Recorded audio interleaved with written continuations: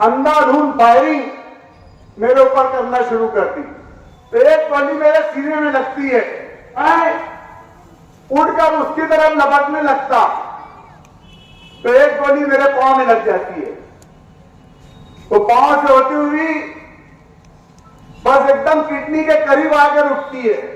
2-2.5 feet के फासले पर उसने जब आखिरी गोली मारी तो ये हाथ मेरा उठा और जो मेरे सर पर गोली लगने वाली थी वो मेरे हाथ से लगकर गुजर गई। लेकिन जिसको बोलते ना अल्लाह रखे उसे कौन चके, ये दिल के पास की गोली थी। इसका मुझे एहसास हो गया था कि दुनियावी एतबार से शायद अब्दुल मालिक तेरा बुलाना आ गया है। तो मैंने सबसे पहली दुआ यही मांगा था कि अल्लाह मौत इज्जत वाली देना। Fancy garment and kids mall, Ayesha Nagar police station के सामने, हजार खोली, मालेगांव।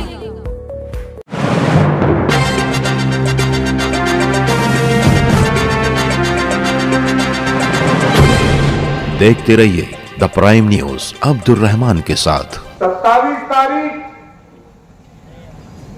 की रात का वाकया है। आयशा नगर, नूरबाग, ये सब इलाकों से मुलाकात का सिलसिला चालू था। मैं मुलाकात कर वापस हो रहा था। तकरीबन रात का 1 बजा था।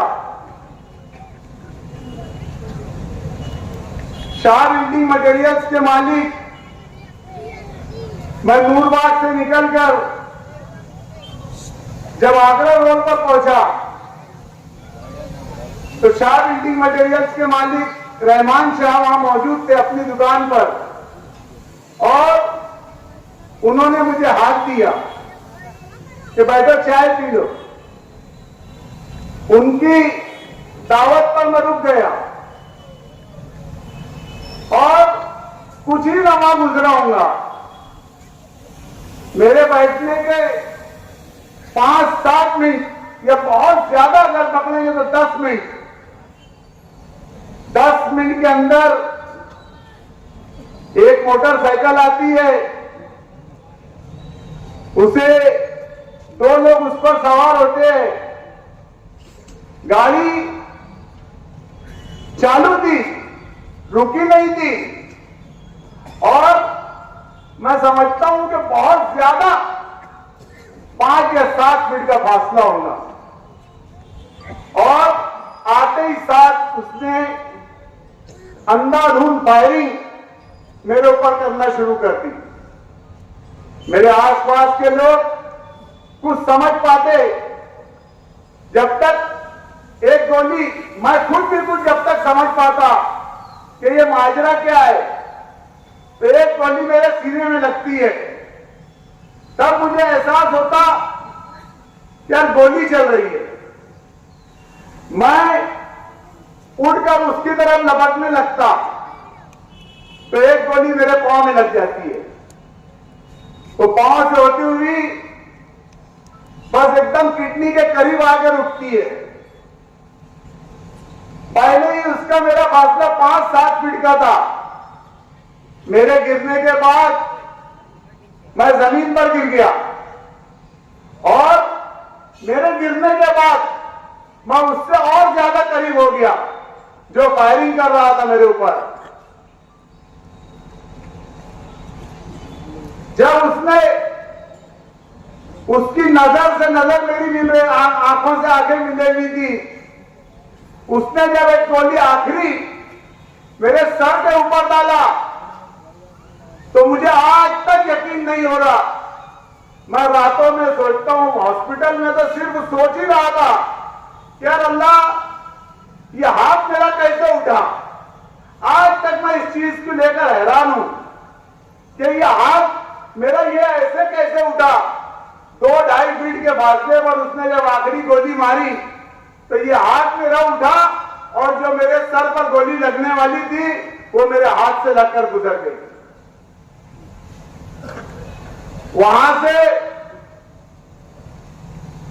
मैं 2 व्हीलर के ऊपर द्वारका मनी हॉस्पिटल गया।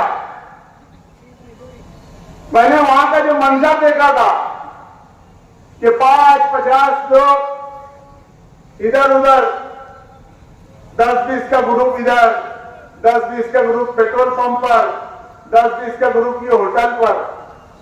इनका ये प्रोग्राम था कि इसको गोली मारेंगे, इसके साथ के जो लोग हैं वो भागेंगे, तो बाकी लोग हम तलवारों से और बाकी हथियारों से इसके ऊपर हमला करेंगे।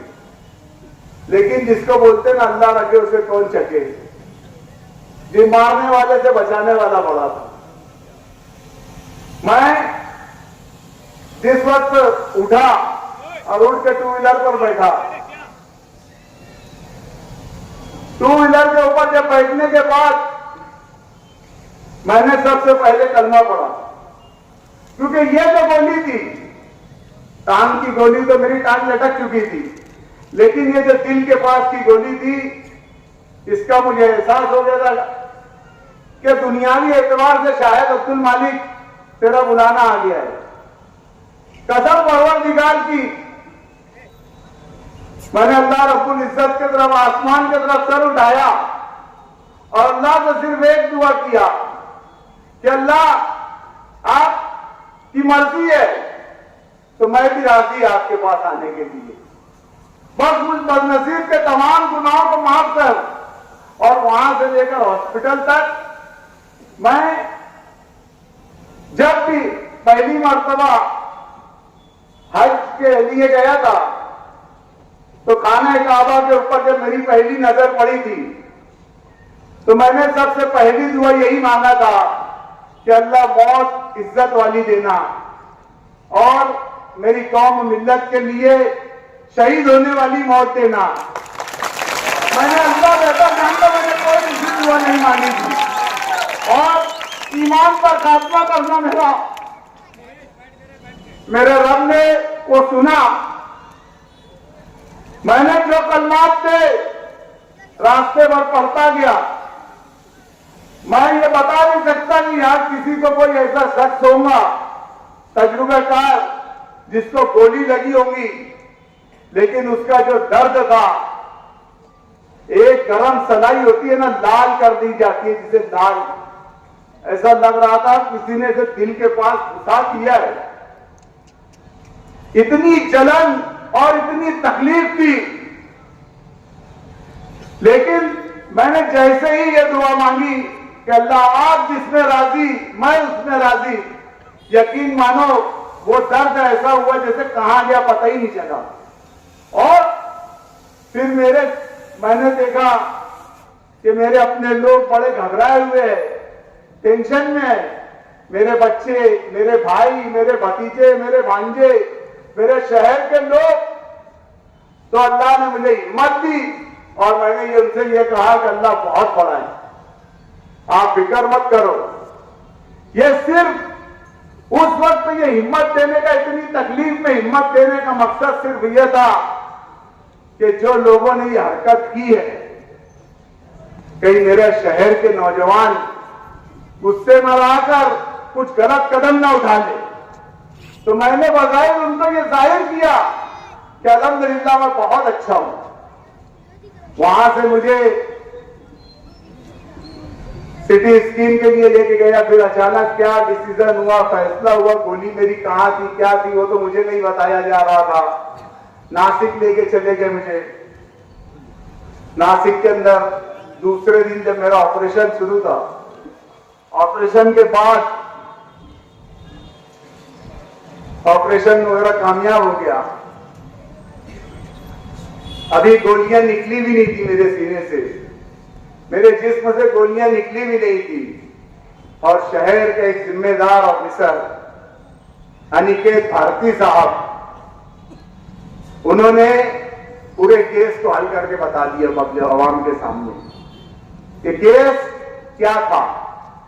बैठे 2 आरोपी को पकड़े, जिसमें से एक बोगस आरोपी था और एक ओरिजिनल आरोपी था, और यही 2 आरोपी के ऊपर लाकर मामला खत्म कर दिया कि बस ये 2 आरोपी है, यही जमीन का कारोबार था, यही सब कुछ था। तो उस वक्त मेरे जहन में एक चीज आई कि जब एम्बुलेंस में मैं बैठा था तो अनिकेत भारती साहब मेरे पास आए, मुझसे मुसाफा किए और मुझे बोलने लगे कि हिम्मत रखो, कोई बात नहीं। लेकिन उनका ये बयान सुनकर अफसोस हुआ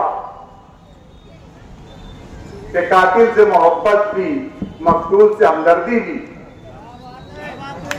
कातिल से मोहब्बत भी और मकतूल से हमदर्दी भी। मोहब्बत का सजा किससे पाओगे? उनका यह रवैया मुझे पसंद नहीं आया। डिपार्टमेंट ने जो हरकत की, उनका यह पूरा प्लान था कि ये 2 लोगों के ऊपर केस खत्म किया जाए। बाद में हमारे एमएलए साहब मुफ्ती मोहम्मद इस्माइल साहब ने आवाज बुलंद की और पुलिस पे प्रेशर बना कि कार्रवाई सब सही सिमत होना चाहिए। हमारे लीडर असदुद्दीन अवैसी साहब और शहर के तमाम जिम्मेदारान, एजाज शेख साहब, यूसुफ इलियास साहब और तमाम शहर के बहुत सारे जिम्मेदारान ने जब ये चीज पुलिस के सामने रखी तो पुलिस की कार्रवाई सही सिमत आना शुरू की। मुफ्ती साहब ने ऐवान के अंदर आवाज उठाई, अच्छी बात है। मुफ्ती साहब, आपका बहुत बहुत शुक्रगुजार हूं मैं भी कि आपने ऐवान में आवाज उठाई। लेकिन यह आवाज सिर्फ आपने इसलिए नहीं उठाना था कि ये गोली अब्दुल मालिक पे चली है। मुफ्ती साहब, मैं कोई तनकीद नहीं कर रहा हूं, आप मेरे एमएलए हो, मेरी पार्टी के एमएलए हो। सिर्फ इतना ही बोलना चाहूंगा कि साहब, जो किया तुमने बहुत अच्छा किया, लेकिन अब मैं उम्मीद करता हूं कि शहर के किसी भी एक आम आदमी के ऊपर भी अगर कुछ जरा सी खराश आएगी तो आप इसी तरीके से आवाज उठाएंगे।